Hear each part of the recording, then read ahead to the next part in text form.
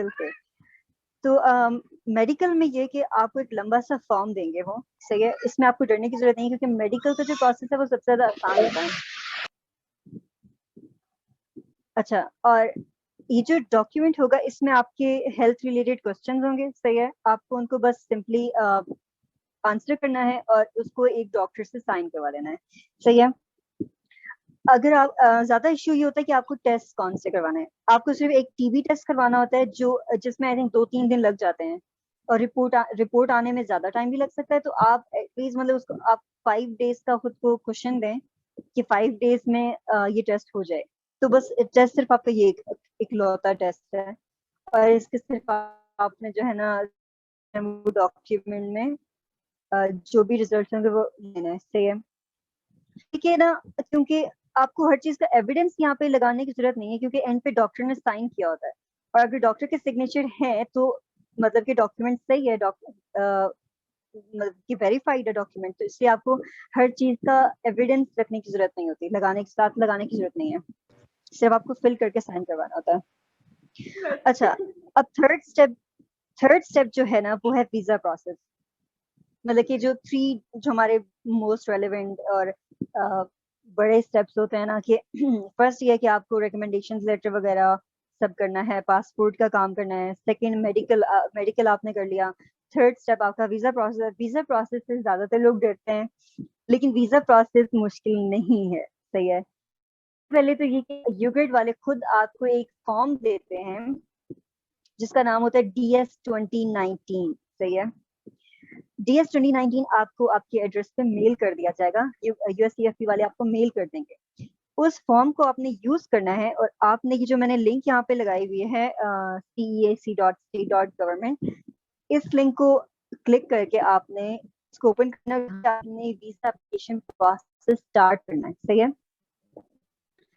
Visa application यहाँ पे जो एप्लीकेशन फॉर्म होगा इस पे वो आपसे काफी सारे क्वेश्चंस करेंगे। ज्यादातर क्वेश्चंस जो है वो रिलेटेड होंगे, मतलब कि क्या आपकी कोई पीछे क्रिमिनल हिस्ट्री तो नहीं है, या फिर आप जो है यूएस किस वजह से रहे हैं, आपको कौन सा वाला वीजा चाहिए, सही है। वीजा आपको J1 चाहिए होगा। J1 वीजा जो है ये वो वीजा है जो एक्सचेंज प्रोग्राम स्टूडेंट्स को मिलता है, सही है। एक F1 वीजा होता है जो आपको तब दिया जाता है जब आप डिग्री प्रोग्राम के लिए जा रहे हो, जब आप नॉन डिग्री के लिए जाते हैं तो आप J1 के लिए। ओके, तो आपने आपसे ज्यादातर क्वेश्चन ये हैं कि आप कौन से वीजा के लिए अप्लाई कर रहे हैं, और ये कि आप वहाँ पे कितना अरसा रहेंगे, कितना अरसा आप रहेंगे, तो ये 5 मंथ या 6 मंथ आपको USCFP वाले बताएंगे कि आपको क्या उसमें लिखना है। नॉर्मली आप 5 मंथ्स के लिए जाते हैं तो 5 मंथ्स लिखेंगे। इसके अलावा जो जब आपने पूरा एप्लीकेशन फॉर्म फिल कर दिया ना, तो आपको एंड पे जो फॉर्म मिलेगा उसको हम कहते हैं DS 160, ठीक है। DS 160 फॉर्म को आपने इसका प्रिंट निकालना है, ठीक है। अच्छा, DS 2019 से के अंदर भी जो कुछ इंफॉर्मेशन है ना, मतलब DS 2019 के ऊपर एक कोड लिखा होता है, वो आपने एंटर करना होता है, जो आपकी वीजा एप्लीकेशन है उस पर आप एंटर करते हैं, सही है। एंटर कर दिया तो आपको DS 160 मिल जाएगा, इसको आपने प्रिंट निकाल लेना है, और क्या करना है कि ओरिजिनल DS 2019 है वो आपने जो है उसको साइन करके, और साइन करके अपनी लोकेशन लिख के, आप इस्लामाबाद में, कराची में, जहाँ पे भी हैं, तो आपने उसको बस अपनी लोकेशन लिख के, साइन करके, डेट लिख के वापस जो है मेल कर देना USCFP को, सही है। तो ये आपका वीजा एप्लीकेशन कंप्लीट हो गया। DS 160 आपके पास ही रहेगा। DS 160 को आप साथ लेकर जाएंगे जब आपका वीजा इंटरव्यू होगा, सही है। अब जब आपने फॉर्म प्रिंट कर लिया और आपकी जो डेट है वो आपको USCFP वाले बता देंगे, आपका जब फॉर्म उनको DS 2019 मिल जाएगा, वो आपको बताएंगे कि आपका जो वीजा इंटरव्यू की डेट क्या है। जिस दिन वीजा इंटरव्यू की डेट होगी आपको उसकी मेल आ जाएगी, और आपने क्या करना है, उस डेट पे जाके USCFP के ऑफिस चले जाना है। USCFP के जो ऑफिस में एम्प्लॉयज हैं वो आपको खुद ले जाएंगे US एम्बेसी में। एम्बेसी में आप जब चले जाएंगे, बाकी यूग्रेड के जो एप्लीकेंट्स होंगे, जो सिलेक्टेड जाएंगे, तो इसमें भी कोई डरने की बात नहीं है क्योंकि ज्यादा लोग आपके साथ होंगे और आपको हर चीज है स्टेप वाइज बताई जाएगी। वहां पर आप जाएंगे जब, तो आपको DS 2019 वापस कर देंगे USCFP वाले। ये आपको चाहिए होगा, और आपका पासपोर्ट भी आपको मिल जाएगा वहां पर, क्योंकि पासपोर्ट आप पहले USCFP वालों को दे देते हैं, क्योंकि उन्होंने आपके इंटरव्यू के लिए अप्लाई करना होता है, अप्लाई वो करते हैं। अच्छा, अब इंटरव्यू, वीजा इंटरव्यू जो है बहुत सिंपल प्रोसेस है। ये ज्यादा से ज्यादा 2-3 मिनट का होता है वीजा इंटरव्यू। आप जाएंगे, विंडो पर जाते हैं, वहां पे एक US का कोई बंदा होगा, या पाकिस्तानी भी हो सकते हैं, लेकिन आई थिंक US के ही ज्यादातर होंगे।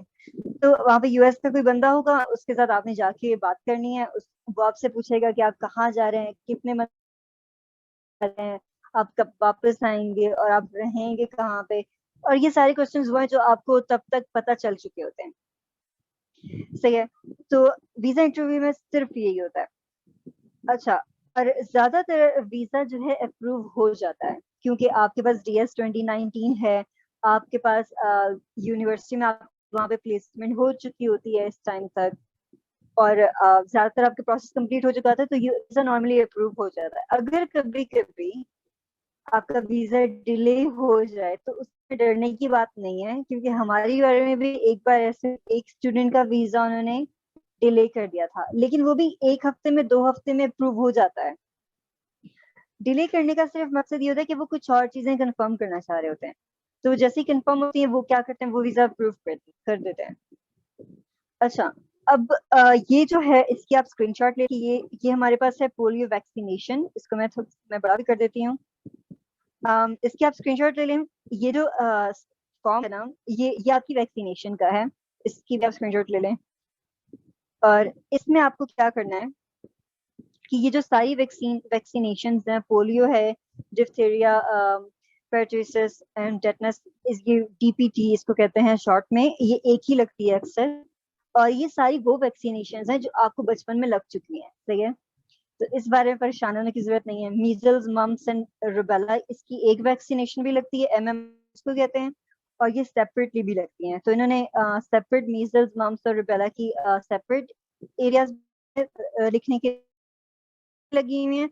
और अगर आपको MMR एक ही लगी है, तो आप उसको यहाँ पे मेंशन कर सकते हैं। सही है। अब ये जो आपके बचपन में जो वैक्सीनेशन हुई थी, आप अपने कार्ड्स ढूंढ के रख लें। और अगर आप यूबीआई के लिए अप्लाई कर रहे हैं या नहीं कर रहे, फिर भी आप उनको ढूंढ के रख लें, क्योंकि वैक्सीनेशन बहुत इंपॉर्टेंट है बाहर जाने के लिए। आप कहीं भी जा रहे हैं, वैक्सीनेशन के बगैर नहीं जा सकते। तो मेडिकल में सबसे इम्पोर्टेंट वैक्सीनेशन है। आप कार्ड्स ढूंढ के रख लें, क्योंकि वो जो डेट्स लिखी हैं वो यहाँ पे मेंशन कर दें साइड पे, जहाँ पे उन्होंने डेट ऑफ इम्यूनाइजेशन की सारी आपको दी हुई है। या फिर अगर आपको डिजीज हुआ, तो आप डेट ऑफ डिजीज लिख देंगे। सही है। तो ये आपने सारी डेट्स मेंशन करनी है। अगर आपको वैक्सीन नहीं लगी हुई, तो आप कोई वैक्सीन इनमें से नहीं लगी हुई, तो आप लगवा लें। लेकिन ये तीनों वैक्सीन, पोलियो की, DPT की और MMR की, आपको लग चुकी है। अच्छा, इसके अलावा वैक्सीनेशन में एक और बात ये है कि जब आप चले जाते हैं ना US में, आपकी फॉर एग्जांपल आपकी किसी यूनिवर्सिटी में प्लेसमेंट हो चुकी है, तो यूनिवर्सिटी की वैक्सीनेशन के कुछ अपने क्राइटेरियाज भी होते हैं।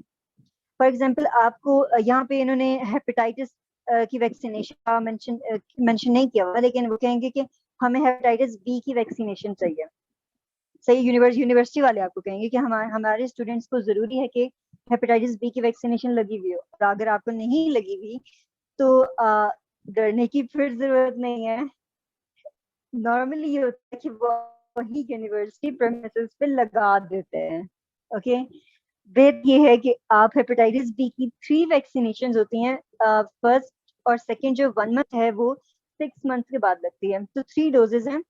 ये तीनों डोजेज आप लगवा लें। हेपेटाइटिस B की नहीं लगी हुई, तो आई रिकमेंड कि आप लगवा लें, क्योंकि ये कॉमन वैक्सीनेशन है। इसके अलावा भी 1-2 वैक्सीनेशन और होती हैं यूनिवर्सिटी डिमांड करती हैं। सही है। लेकिन हर यूनिवर्सिटी की अपनी रिक्वायरमेंट है वैक्सीनेशन की। कुछ यूनिवर्सिटीज जो है वो बहुत लंबी लिस्ट दे देती है। यूनिवर्सिटीज 1-2 मांगते हैं। कुछ यूनिवर्सिटी आपको कहेंगे एक ही वैक्सीनेशन, उसको एक ही चाहिए थी, हेपेटाइटिस B की। और मुझे हेपेटाइटिस B की वैक्सीनेशन नहीं हुई थी। मैंने मेरी वैक्सीनेशन वहीं UCFP में, US होस्ट यूनिवर्सिटी, नहीं पड़ेगा वैक्सीन के लिए। क्योंकि इंश्योरेंस भी होती है, और वही इंश्योरेंस जो है वो आपकी वैक्सीन की अमाउंट जो है वो कवर करती है। तो लेकिन ये वाली जो रिक्वायर्ड वैक्सीन है ये लाजमी आपने लगवानी है, या अगर लगी हुई है बचपन में तो आपके पास रिकॉर्ड होना चाहिए। तो हम बात करते हैं बैगेज के ऊपर। अच्छा, बैगेज के बारे में मैं इसलिए बात कर रही हूँ क्योंकि अक्सर जो है ना ये इश्यू आया स्टूडेंट्स को कि बैगेज का उनको नहीं पता था।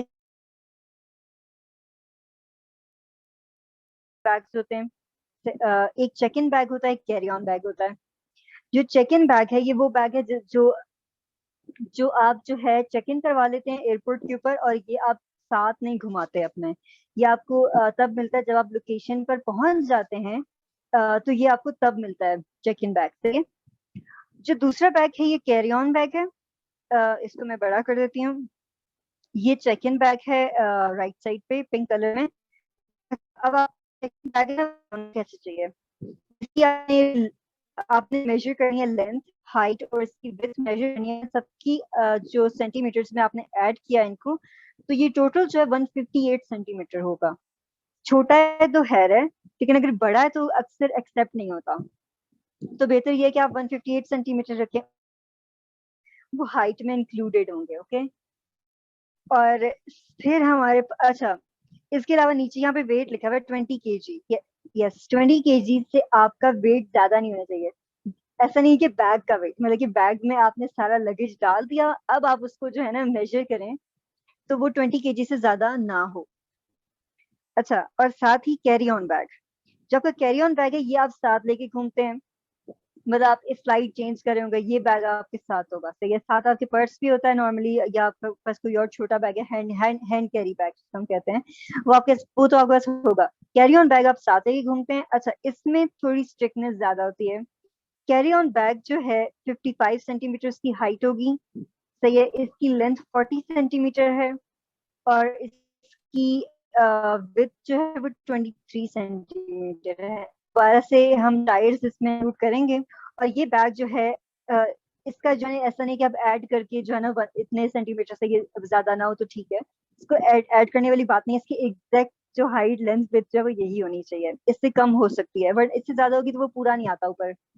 जो आपका प्लेन का जो ऊपर कबर्ड सी होती है उसके अंदर ये पूरा नहीं आता, वरना तो फिर ये प्रॉब्लमेटिक है। ओके, और इसका वेट 8 kg से ज्यादा नहीं होना चाहिए। इसके वेट पे आपने ज्यादा ध्यान देना है, क्योंकि अगर आपकी कनेक्टिव फ्लाइट है ना तो आपने चेक इन बैग तो एक बार कर लिया, सही है, वो अगली 2-3 फ्लाइट में आपके पास नहीं होगा। Third flight check in bag मिलेगा, लेकिन 2-3 फ्लाइट आपने चेंज किए, कैरी ऑन बैग तो साथ ही है, हर फ्लाइट पे इसका इशू होगा, तो इसलिए इसका ध्यान रखना है। अच्छा, दूसरी बात ये कि आपने इनमें आइटम्स कौन से लेके जाने हैं ये नॉर्मली आप सर्च भी कर सकते हैं, सही है। लेकिन जो भी आपके बड़े आइटम्स हैं, हैवी आइटम्स हैं, या आपके पास शैम्पू की बॉटल्स हैं, या बड़ी बॉटल्स हैं, या लोशन है, या जो भी है, वो सारा लिक्विड आइटम्स इस तरह के, वो सारे आपने सही से पैक करके चेक इन में डालना है। वो आप कैरी ऑन में नहीं डालेंगे, कैरी ऑन में डालेंगे तो डिटेक्ट हो जाते हैं, और जब डिटेक्ट होते हैं तो वो निकाल के फेंक देते हैं, सही है। क्योंकि कैरी ऑन में आप सिर्फ limited amount of liquid carry कर सकते हैं, तो इसका मतलब ऑन में नहीं लेके जा सकते, आप खाली बोतल लेके जाएं, आगे से भर लें तो बेहतर है, लेकिन वरना वो निकाल के फेंक देंगे। ऐसा नहीं कि वो आपको खाली करके दे देंगे, वो फेंक देते हैं। अच्छा, तो इसके अलावा रिक्वायरमेंट्स। अच्छा, ये रिक्वायरमेंट्स वो रिक्वायरमेंट्स हैं जो आपने यूएस जाने के बाद जो है आपने क्या करना है वहां पे, ये वो रिक्वायरमेंट्स हैं। फॉर एग्जाम्पल आप यूएस चले गए, आप स्टडी करें वहां पे, अब आपका पहला स्टेप ये है कि आपने एक कंट्री प्रेजेंटेशन देनी है यूएस यूनिवर्सिटी में, जो आपको अपने यूएस फ्रेंड्स को देनी है, जो मतलब यूएस की ऑडियंस को देनी है। कंट्री प्रेजेंटेशन में बस आप कोई भी टॉपिक चूज कर लें और अपनी कंट्री के बारे में बताएं, आप कल्चर, पाकिस्तानी कल्चर के बारे में बात कर लें, ट्रेडिशंस के बारे में बात कर लें, खाने पे बात कर लें, जिस जो मर्जी आप टॉपिक का बात करना चाहते हैं, जो आपको इंटरेस्टिंग लगे उसका आपने प्रेजेंटेशन देनी है अपने यूएस ऑडियंस को, और उसकी आपने साथ ही पिक्चर्स लेनी है क्योंकि उसका आपको प्रूफ देना होता है।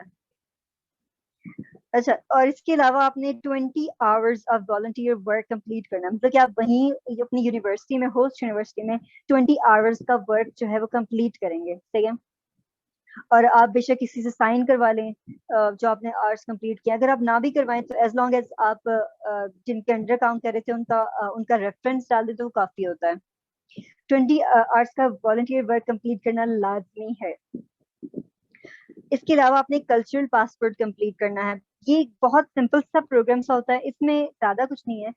इसमें बस ये होता है कि अगर अगर आपने यूएस में ट्रेवल कर रहे हैं, जैसे आप वहाँ पे फेस्टिवल में गए हैं, यूएस की कल्चरल फेस्टिवल में गए, आपने वहाँ पे पिक्चर्स ले ली तो वो आप अपलोड कर देंगे। या फिर अगर आपने कोई और जगह विजिट की है, जैसे कि आपने पुलिस स्टेशन चले गए या फिर आप वहाँ पे कोई किसी और इदारे में चले गए, तो वहां पे आपने पिक्चर्स लेके अपलोड कर दी। या फिर आपने कोई मीटिंग अटेंड की है अपनी होस्ट यूनिवर्सिटी में, आपने उसकी पिक्चर्स डाल दी। ठीक है, ये कंप्लीट करना जरूरी है। इसमें मतलब कि सारी रिक्वायरमेंट्स होती हैं, कंप्लीट करना जरूरी है, क्योंकि इसकी आपको एडिशनल स्टाइपेंड मिलती है, जो कि बहुत मजे की बात है। सो $250 नॉर्मली आपको इसके ऊपर एडिशनल मिलते हैं कल्चरल पासपोर्ट कंप्लीट करने पे, तो ये आप लाजमी कंप्लीट कीजिएगा। और इसके अलावा आपको यू ग्रेड की सारी वर्कशॉप्स कंप्लीट करनी अटेंड करनी है, जो ऑब्वियसली पेड होंगी। मतलब पेड मतलब कि आपका जो एक्सपेंस होगा वो कवर्ड होगा इनमें। ठीक है, आपको फ्लाइट का टिकट आ जाएगा कि इतने बजे आपने इस फ्लाइट के थ्रू जाना है, और आपको का एक्सपेंस जो है मतलब कि सारा कवर्ड है। आप जाके टीचर्स जो आपकी होस्ट यूनिवर्सिटी में उनसे एक्सक्यूज करके आप जा सकते हैं, वर्कशॉप्स अटेंड कर सकते हैं। वर्कशॉप जो है, एक तो लीडरशिप वर्कशॉप होती है जो सेमेस्टर के बीच में होती है। एक वर्कशॉप होती है जो सेमेस्टर के स्टार्ट में होती है, मतलब कि आप वॉशिंगटन डीसी में आपकी फ्लाइट उतरती है पाकिस्तान से, तो आप वहाँ पे उतरते हैं और वहीं से आपको आयरेक्स वाले पिक करते हैं और वो आपको ले जाते हैं, मतलब जो भी आपके रूम्स होंगे वहाँ पे होटल में ले जाते हैं, या जहाँ पे भी आपको स्टे करवाना हो उन्होंने, तो वहाँ पे आप स्टे करते हैं। वहीं पे 2-3 दिन की पहली वर्कशॉप आपकी वहीं पे होती है, उसके बाद आप होस्ट यूनिवर्सिटी जाते हैं। तो ये 2 वर्कशॉप्स हैं जो होती हैं, और ये दोनों आप अटेंड करते हैं। अच्छा, इसके बाद आपको 2 साल पाकिस्तान में रहना जरूरी है। मतलब ये कि आप एक कॉन्ट्रैक्ट साइन करते हैं यू ग्रेड वालों के साथ कि आप जो है प्रोग्राम फिनिश करने के बाद आप 2 साल पाकिस्तान में रहेंगे। ठीक है, और ये नॉर्मली आपके वीजा पे भी मेंशन है कि आपने 2 इयर्स पाकिस्तान स्पेंड करने, आप वापस यूएस नहीं जा सकते 2 साल तक, उसके बाद जा सकते हैं। तो 2 साल पाकिस्तान में रहना कोई डिफिकल्ट बात नहीं है, क्योंकि अगर आपकी तब तक डिग्री भी अब भी खत्म हो रही होती है, मतलब 2 साल गुजरता है तो आपकी डिग्री भी खत्म हो रही होती है, और उसके बाद ही आपने कोई plan करना होता है बाहर जाने के लिए। अच्छा, कल्चर शॉक पे बात करनी थी। कल्चर शॉक होता क्या? कल्चर शॉक होता, आप किसी दूसरी कंट्री में गए हैं, आप वहाँ पे कल्चरल एनवायरनमेंट डिफरेंट लगती है, आपको लोग डिफरेंट लगते हैं, आपको खाना खाना बहुत डिफरेंट लगता है। तो ये सारी चीजें जब आपके ऊपर इफेक्ट करती हैं तो उसको हम कहते हैं कल्चरल शॉक। सही है। अब कल्चरल शॉक से आपको डील करने के लिए सबसे पहले तो आप अपनी फैमिली के साथ कांटेक्ट में रहें, आप उनसे बात करते रहें। सही है, और आप यूएस में घूमे, अपनी होस्ट यूनिवर्सिटी में घूमे, आप ज्यादातर लोगों से बात करें। वहां पे आपको एक तो प्रॉब्लम होगा कि वहां पे हलाल खाना नहीं मिलता, मतलब कि मिलता है लेकिन हर जगह नहीं मिलता।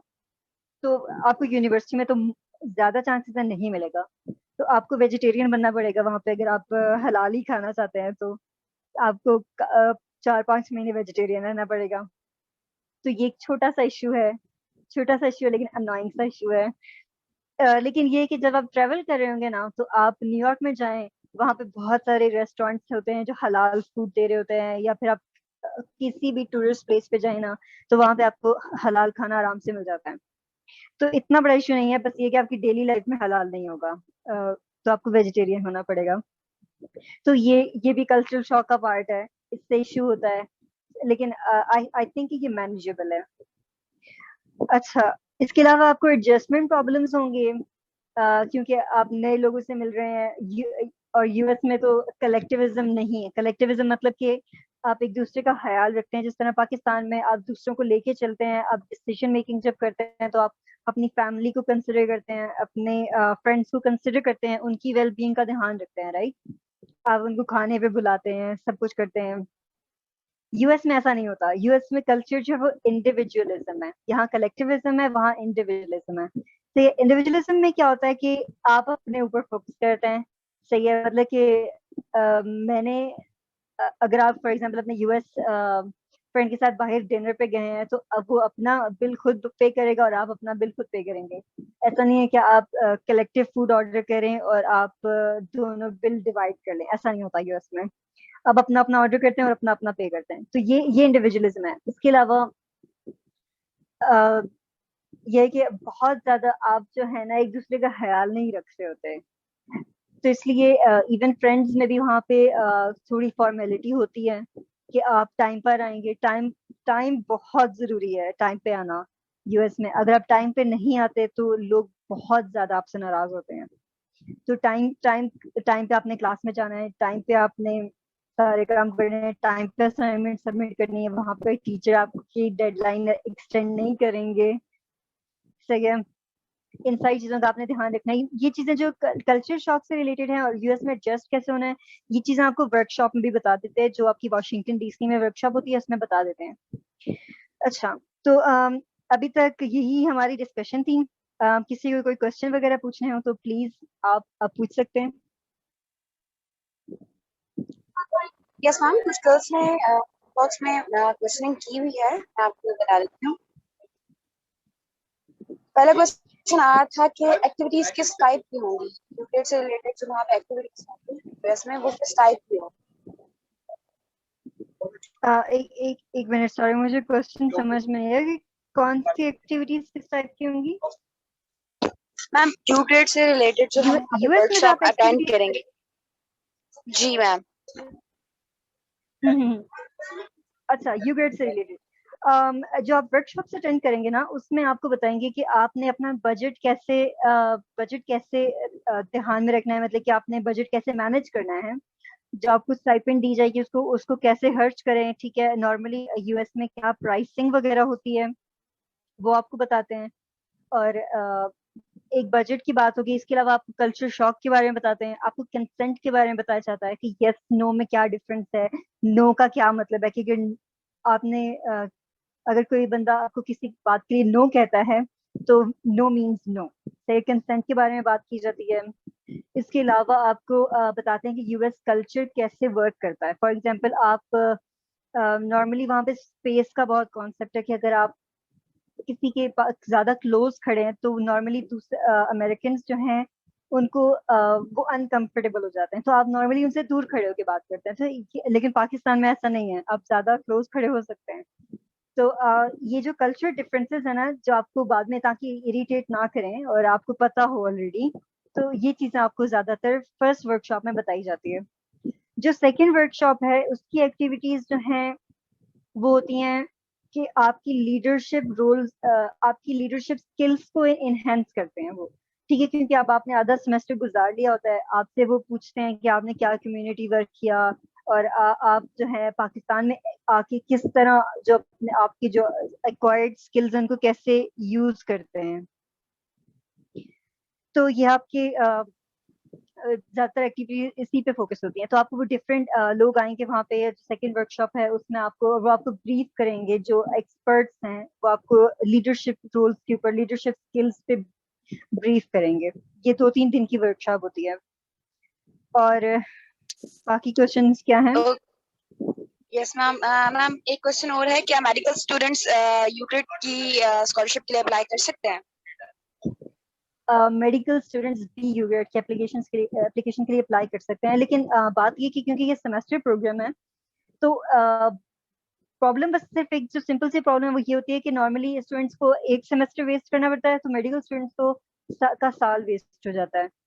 तो लेकिन यूग्रेड का जो एक्सपीरियंस है वो बहुत अच्छा एक्सपीरियंस है, मतलब कि आई वुड सजेस्ट कि साल वेस्ट करना सही है, लेकिन यूग्रेड जाना ज्यादा बेहतर है। क्योंकि आप बहुत सारी चीजें ऐसी हैं जो यहाँ लर्न करते हैं जाके, जो आप बिना ट्रैवल के लर्न नहीं कर सकते, स्पेशली क्योंकि आप यूनिवर्सिटीज में होते हैं, यूएस की यूनिवर्सिटी में होते हैं। सिर्फ आप उनका ना सिर्फ आप ट्रेवल करते हैं, बल्कि आप उनकी जो डेली लाइफ है, उनका जो उनकी एजुकेशन का जो तरीका है वो भी आप जो है एक्सपीरियंस करते हैं, तो उससे आपको बहुत फायदा होता है। और सबसे इम्पोर्टेंट ये कि आपकी करियर पे भी फर्क पड़ता है, दूसरा ये कि आपकी पर्सनालिटी डेवलपमेंट होती है, जो बहुत जरूरी है। मैम क्या ओपन यूनिवर्सिटी के स्टूडेंट्स भी अप्लाई कर सकते हैं यूग्रेड के लिए? ओपन यूनिवर्सिटी के स्टूडेंट्स भी अप्लाई कर सकते हैं। आप अप्लाई कर सकते हैं, यस। ओके मैम, और आपका मेडिकल स्टूडेंट्स यूग्रेड भी। के हवाले से, जी मैम, आपका यूग्रेड के हवाले से किस तरह का एक्सपीरियंस रहा है till now? What is the change before and after upgrade का जो आपका कोर्स वगैरह जो मतलब वहाँ पे जाकर जो आपने एक किस्म का कोर्स ही है, तो जो आपने कोर्स किया इसका इफेक्ट क्या पड़ा आपकी पर्सनालिटी पे? अच्छा, पर्सनालिटी पे एक तो सबसे जो मजे की बात है वो ये है कि आपकी जो स्पीकिंग एबिलिटी है उसमें बहुत ज्यादा फ्लुएंसी आती है। इसके अलावा आपको ये समझ आता है कि हम यहाँ पे बैठे पाकिस्तान में कहते हैं ना कि यूएस वाले जो है ना वो हमसे बहुत बेहतर हैं। जब आप वहां पे जाते हैं आपको पता चलता है कि नहीं, वो उतने बेहतर नहीं है और हम उनके इक्वल हैं। राइट, वो जो इक्वलिटी है ना जो आपके माइंड में बैकग्राउंड पे जो नहीं थी वो अब है। तो ये वो बहुत इंपॉर्टेंट है। अब वो क्यों इंपॉर्टेंट है? क्योंकि जब आप खुद की असेसमेंट करते हैं और आप देखते हैं कि मैं क्या कर सकता हूँ लाइफ में, सही है।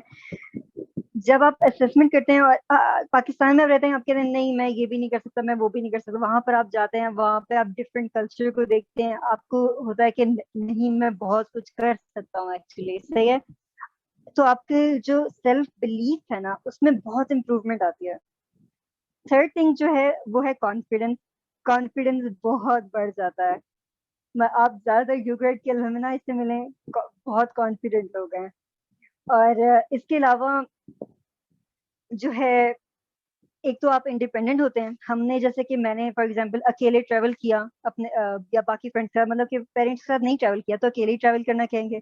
सही है, आप अकेले अपनी फ्लाइट्स बुक कर रहे होते हैं, मतलब ट्रैवल करने के लिए आपको अकेले ही खुद ही करनी पड़ती है, बुक करनी पड़ती है। आपको खुद होटल बुक करना पड़ता है, आपने कहाँ पे रहना है ट्रैवल करते हुए।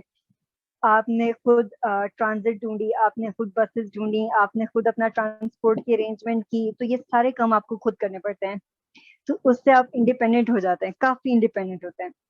इसके अलावा कम्युनिटी सर्विस में जाते हैं, आपको पता चलता है कि क्या क्या कम्युनिटी सर्विस वर्क्स हो सकते हैं, क्या क्या पाकिस्तान में हो सकते हैं, आपको डिफरेंसेस पता चलते हैं।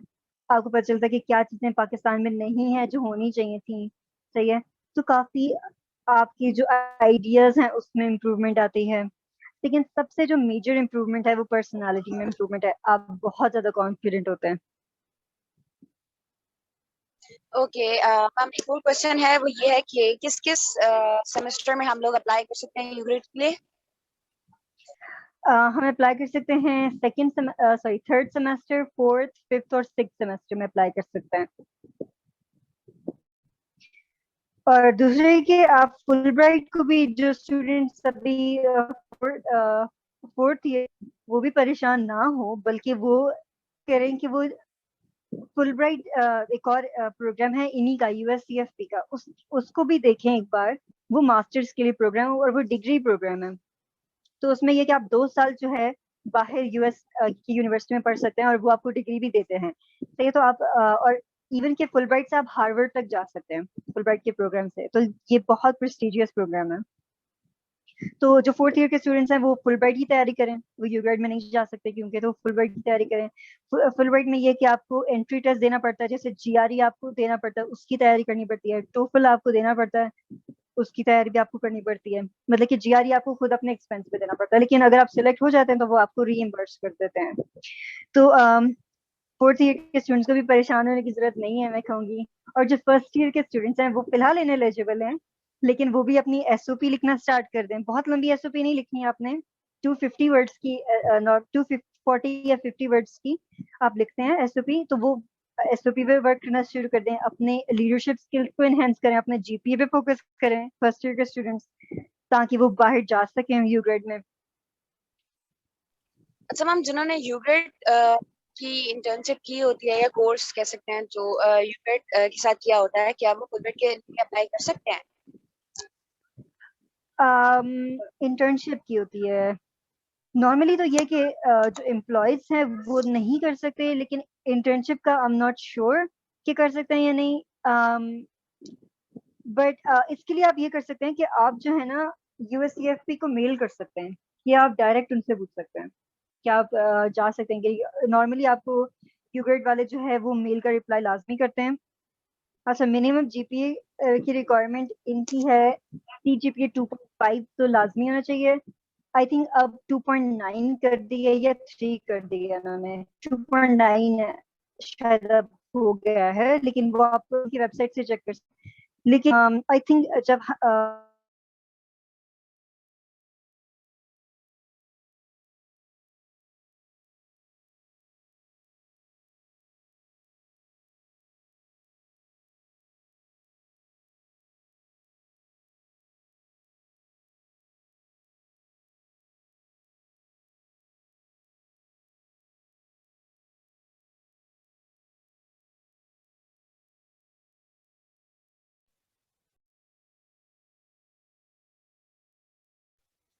Hello, ma'am. We can't hear you. Hello, ma'am.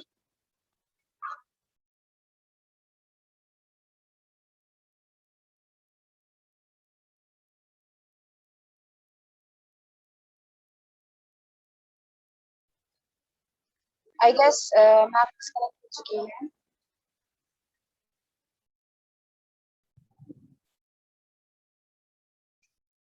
और सॉरी मैं डिस्कनेक्ट हुई थी। किसी और प्लीज।